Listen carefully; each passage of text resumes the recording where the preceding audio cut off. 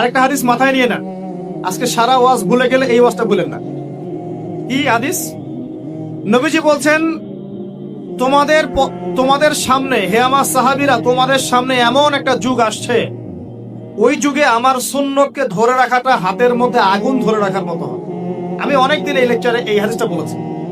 তোমাদের সামনে এমন একটা কঠিন যুগ আসছে, জামানা সবরিন, সবরের যুগ, কঠিন যুগ।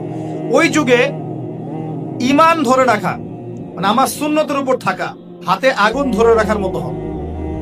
ওই যুগে যদি তোমরা আমার একটা সুন্নতকে জীবিত করতে পারো, সমাজে একটা সুন্নত মরে গেছে, ওটাকে আবার জীবিত করতে পারো, তাহলে 50 জন শহীদ সাহাবীর নেকি পাবো।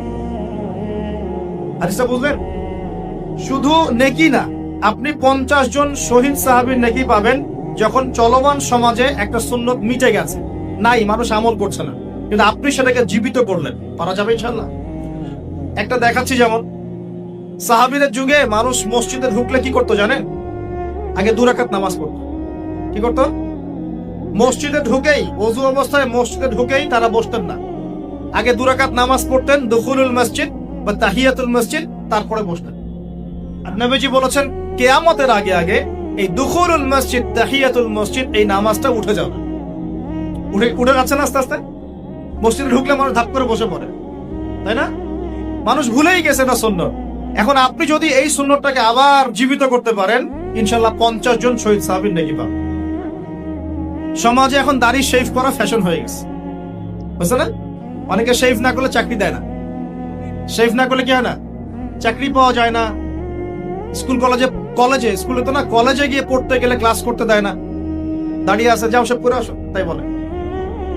এখন সমাজ চলছে উল্টা। এখন যদি আপনি নবীর সুন্নতকে আবার জীবিত করতে পারেন, 50 জন শহীদ সাহাবীর নেকি পাবেন।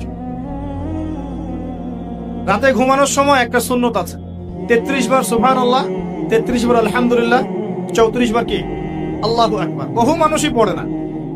আপনি যদি পড়তে পারেন, ইনশাআল্লাহ আল্লাহ পাক আপনাকে নেকি দিবেন। সমাজে বহু মানুষ চুল একদম এখন মেসি রোনাল্ডো কাট, তাই না? মেসি কাট আর রোনাল্ডো কাট। আর আমি সিলেট অঞ্চলে দেখে আসছি একদম লন্ডন কাট, 2 পাশ ছিলে মাঝখানে চুল, লন্ডন থেকে শিখে আসছি। এখন চুলেরও কিন্তু সুন্নত আছে কি নাই? দাড়ির যেমন সুন্নত আছে, চুলের সুন্নত নাই। একদম সামন পিছন সমান করতে পারেন, অথবা যদি চুল নাই থাকে তাহলে চুল মাথা মুন্ডন করে রাখতে পারেন। অনেক সাহাবী মাথা মুন্ডিত ছিল। আবার অথবা কানের লতি পর্যন্ত বা কাঁধ বাবড়ি রাখতে পারেন। এটা চুলের সুন্নত হলো কিনা?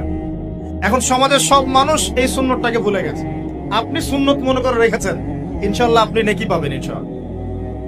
এরকম অগণিত সুন্নত আছে, অগণিত, যেগুলো আমাদের সমাজ থেকে আস্তে আস্তে উঠে যাচ্ছে।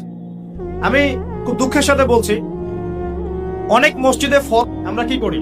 একটা মোনাজাত করি, আল্লাহুম্মা আমিন বিরহমাতিকা ইয়া আরহামার রাহিম, ব্যাস উঠে চলে গেল, তাই না? উঠে চলে যায় না? তারপর স্যান্ডেল নিয়ে বাইরে চলে গেল। অথচ সালাম ফিরানোর পরে একবার বলতে হয় আল্লাহু আকবার। কি বলতে হয়? 3 বার বলতে হয় আস্তাগফিরুল্লাহ, আস্তাগফিরুল্লাহ, আস্তাগফিরুল্লাহ। বলতে হয় আল্লাহুম্মা আনকাস সালাম ওয়া মিনকাস সালাম তাবারাকতা ইয়া যাল জালালি ওয়াল ইকরাম। একবার পড়তে হয় আয়াতুল কুরসি, 33 বার সুবহানাল্লাহ, 33 বার আলহামদুলিল্লাহ, 33 বার আল্লাহু আকবার, তারপর কালিমা শাহাদাত।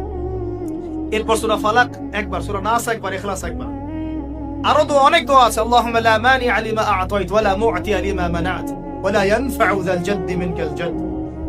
পড়তে হয় আল্লাহুম্মা ইন্নী আউযু বিকা মিনাল হাম্মি ওয়াল হাযান ওয়াল আজজি ওয়াল কাসালি ওয়াল বুখলি ওয়াল জুবন ওয়া দালা'id দাইন ওয়া গালাবাতির রিজাল। পড়তে হয় আল্লাহুম্মা আ'ইন্নী আলা যিকরিকা ওয়া শুকরিকা ওয়া হুসনি ইবাদাতিক। আরো অনেক দোয়া আছে।